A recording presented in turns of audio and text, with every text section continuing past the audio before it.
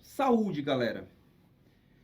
No que diz respeito à saúde, gente, já vimos que a saúde ela é universal, ela é caracterizada pela universalidade, mas essa universalidade ela é, de certa forma, mitigada quando se postula medicamento de alto custo. Por quê? Porque o indivíduo tem que comprovar que o dever do Estado de fornecer medicamento de alto custo se impõe porque se ele custear, se o indivíduo custear esse tratamento, ele chega à ideia de ruína. Lembre-se, há uma analogia àquela ideia de inferno da severidade. Tá? Então há uma mitigação a esse caráter gratuito e estritamente universal do direito à saúde. O direito à saúde, como vocês sabem, é hoje regulado pelo SUS no Brasil, direito à saúde na perspectiva pública, e o Sistema Único de Saúde se desenvolve em uma linha hierarquizada, funções da União, funções do Estado, funções do município, atenção primária ali do município, intermediária do Estado, rede hospitalar complexa no âmbito da União, e essas regras são regras que nós vemos aí no Sistema Único de Saúde, ok? A saúde, além desse aspecto, ela congrega aí uma ideia de dever social do Estado e também possibilita uma participação privada no seu exercício, possibilitando inclusive imunidade. As entidades sem fins lucrativos que se dedicam a essa função são imunes. A função de saúde, entidades privadas são imunes à tributação no que se refere ali aos impostos e etc. Então, há essa possibilidade. Outro ponto também importante é que, em relação à saúde, extensível à iniciativa privada, é que a iniciativa privada ela participa, e isso é um ponto importante, participa da gestão da saúde também através da qualificação de entes privados como organizações sociais. As organizações sociais, que são pessoas de direito privado, que são assim qualificadas perante o respectivo ministério no âmbito federal e se dedicam ali a receber verbas de repasse voluntário quando firmam com a União um contrato de gestão. Então, é possível aí que as entidades trabalhem nessa ótica. Inclusive, é muito comum em diversos estados a gestão da saúde pública com repasses e convênios através do contrato de gestão, ou seja, organizações sociais, ok? Vamos fazer a leitura de dispositivos importantes aqui no que se refere à saúde. Recomendo muito a leitura da Constituição Federal no tema. É suficiente, os julgados mais importantes eu vou destacar aqui ao final da nossa aula, mas eu recomendo bastante a leitura da letra fria da Constituição. Me acompanhe. As ações e serviços públicos de saúde integram uma rede regionalizada e hierarquizada, aquilo que eu falei a vocês, e constitui um sistema único organizado de acordo com as seguintes diretrizes: descentralização, com direção única em cada esfera de governo, tá? Cada ente vai ter a sua gestão específica da saúde. É um dos princípios do SUS. Atendimento integral, com prioridade para as atividades preventivas, sem prejuízo de serviços de natureza assistencial, participação da comunidade. Parágrafo 1º, o Sistema Único de Saúde será financiado nos termos do 195, recursos da Seguridade Social, com recursos do orçamento da Seguridade Social, da União, dos Estados, do Distrito Federal e dos municípios, além de outras fontes, claro, porque integram a própria ideia, integra a saúde, a própria ideia de Seguridade Social, e aí uma diversidade de fonte de custeio. Tá? 199, e aqui importante, galera, aquilo que eu falei para vocês, a saúde não se limita ao ente público, a saúde é possibilitada a prestação por pessoas privadas. A assistência à saúde é livre à iniciativa privada. Assistência à saúde é livre à iniciativa privada. As instituições privadas poderão participar de forma complementar. Por que complementar? Muito cuidado. A FCC gosta de trocar o complementar por paralela.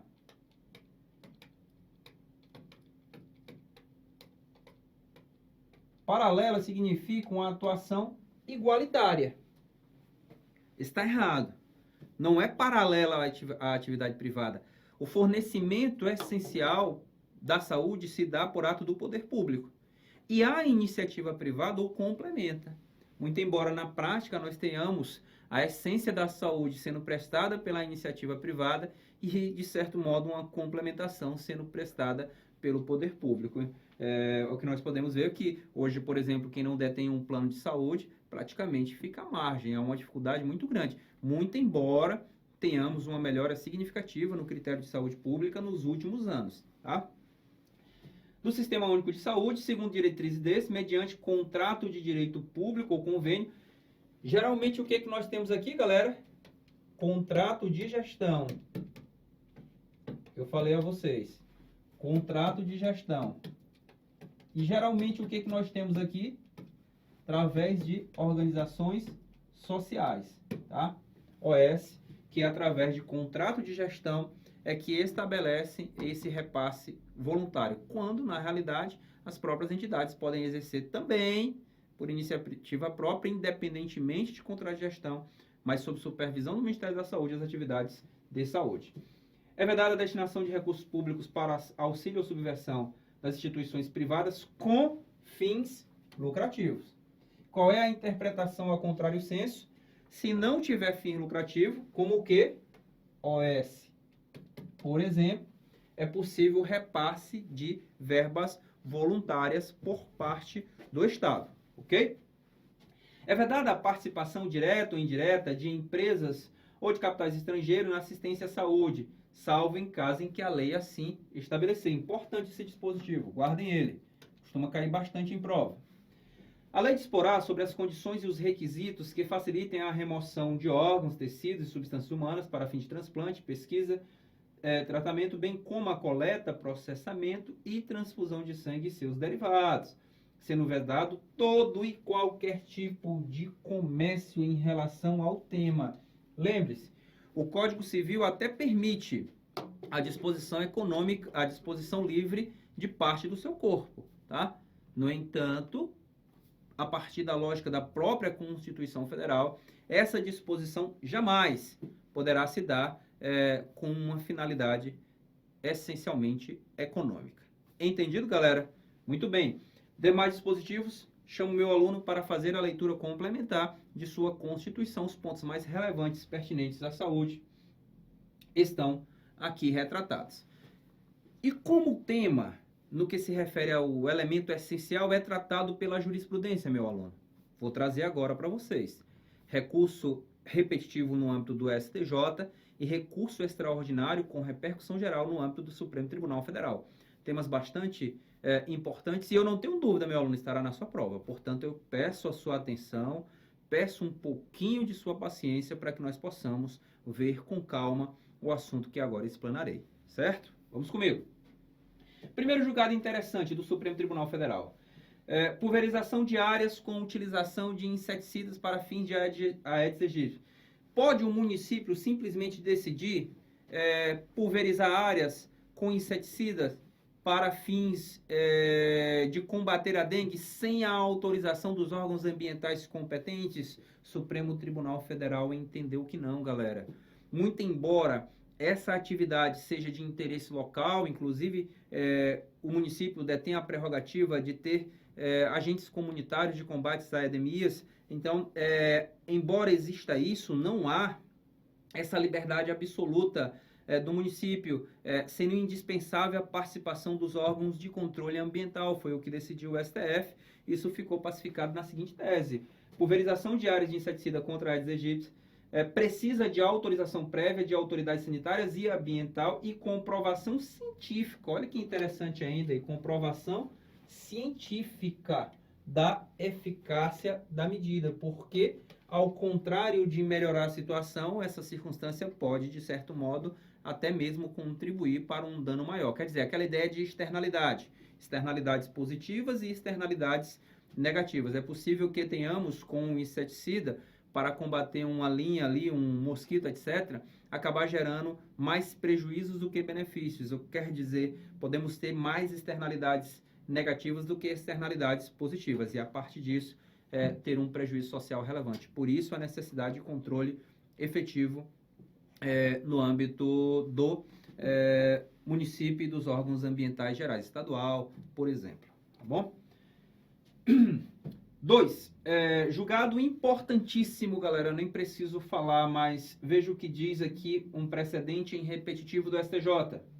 A concessão de medicamentos não incorporados em atos normativos do SUS exige a presença cumulativa dos seguintes requisitos. Primeiro, comprovação por meio de laudo médico fundamentado e circunstanciado por médico que assiste o paciente. Veja, não há necessidade que o médico seja do SUS. Comprovação por meio de laudo médico fundamentado e circunstanciado, expedido por médico que assiste o paciente, da imprescindibilidade ou necessidade do medicamento, assim como da ineficácia para o tratamento da moléstia em razão da utilização de fármacos fornecidos pelo SUS. Então, há esse requisito. É indispensável um parecer técnico. Esse parecer técnico ele pode ser de um órgão público, mas pode ser também um parecer técnico particular, tá certo? Tem que haver um laudo específico que ateste. E aí ateste o que? A necessidade do medicamento e, paralelamente à necessidade desse medicamento, é indispensável que se demonstre que o medicamento ofertado pelo SUS não comporta a eficácia desejada. Primeiro requisito. Segundo requisito, incapacidade financeira de arcar com o custo do medicamento. Lembro de novo ao meu aluno, o que se exige é incapacidade financeira de arcar com o custo do medicamento sem que se comprometa o patrimônio mínimo. Não é a miserabilidade que se exige aqui. Cuidado, não é a miserabilidade que se exige aqui. Muito bem. Existência de registro do medicamento na Anvisa, observados os usos autorizados pela referida agência. Então, veja outro requisito, existência de registro de medicamento na Anvisa, observados os usos autorizados pela agência. Veja, meu aluno, são requisitos cumulativos, esse julgado do STJ está despencando em prova, e não tenha dúvida, é importante para a sua prova também. E o Supremo Tribunal Federal, como tratou o tema? Vamos acompanhar o julgado do STF, importante julgado do Supremo Tribunal Federal. Fornecimento pelo Poder Judiciário de medicamentos não registrados pela Anvisa. Veja que o STJ exigiu o registro do medicamento e o STF foi além e entendeu que não há necessidade, não há a necessidade absoluta, a regra é que exista o registro, mas não há essa necessidade absoluta do registro. Vamos ver o entendimento do STF para fazer, então, um paralelo com o entendimento estabelecido pelo Superior Tribunal de Justiça. A ausência de registro na Agência Nacional de Vigilância Sanitária impede como regra geral, mas não em caráter absoluto. Impede como regra geral, mas não em caráter absoluto, o fornecimento de medicamento por decisão judicial. Qual é a regra? A regra é que o juiz não possa deferir um medicamento se este medicamento não encontra guarida na lista inserida no ordenamento interno pela Agência Nacional de Vigilância Sanitária, pela Anvisa. Ok? Vamos à exceção. Excepcionalmente, diz o STF, é possível a concessão judicial de medicamentos sem registro sanitário no caso de mora irrazoável da Anvisa em apreciar o pedido. Veja, a Anvisa tem um prazo para decidir. Se ela tem uma demora escancarada, irrazoável, uma mora deliberante, acentuada, nesse caso abre-se a via para o deferimento judicial do benefício, desde que satisfeitos os seguintes requisitos. Primeiro, a existência de pedido de registro de medicamento no Brasil, salvo no caso de medicamentos órfãos para doenças raras e ultras raras, que não há um tempo hábil para o pedido, por exemplo, mas isso a parte tem de comprovar, isso é ônus do postulante.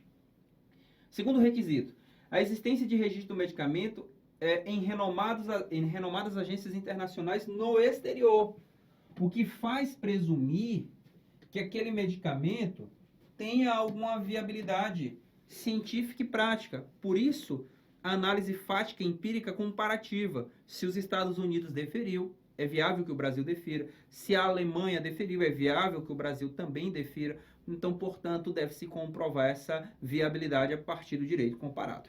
Ok?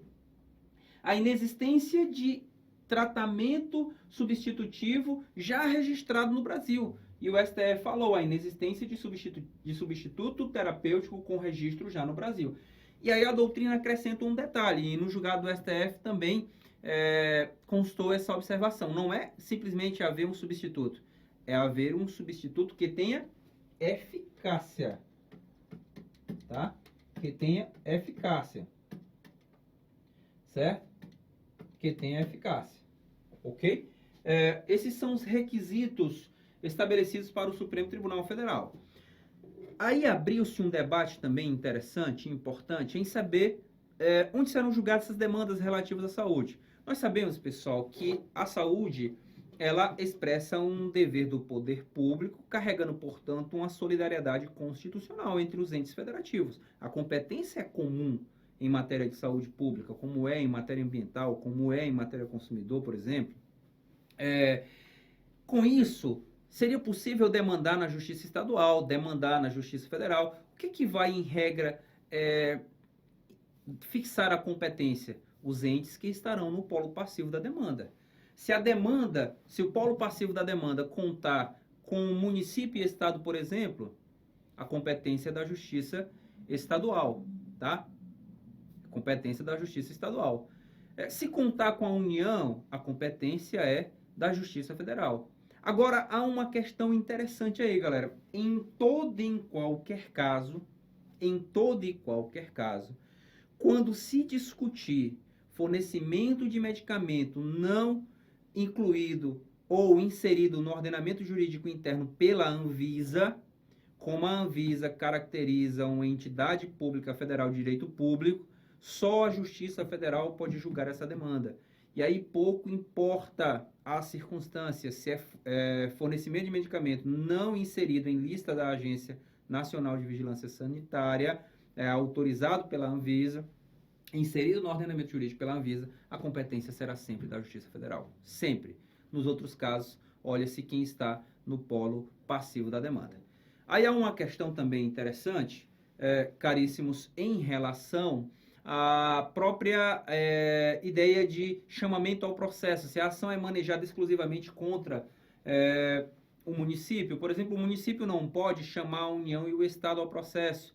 Aquela ideia de dupla garantia, fica vedado esse chamamento ao processo, tá? O processo corre normalmente contra o ente público e o ente público depois terá o direito de regresso, se assim for viável no caso concreto, tá ok? Então não há, em regra, essa possibilidade de chamamento ao processo. Ressalvada essa circunstância da competência obrigatória da Justiça Federal quando envolver registro pela Anvisa, porque aí a Anvisa necessariamente deverá ocupar o polo passivo da demanda. Entendido, galera? Pessoal, destaco, esses julgados são importantíssimos, bastante relevantes. Por isso, peço a você bastante atenção em relação a eles, ok? Galera, ficamos por aqui. Vejo você daqui a pouquinho em uma outra aula nossa. Venha comigo. E você já sabe, é 3C Online. Juntos pelo seu sonho. Um grande abraço e até a próxima.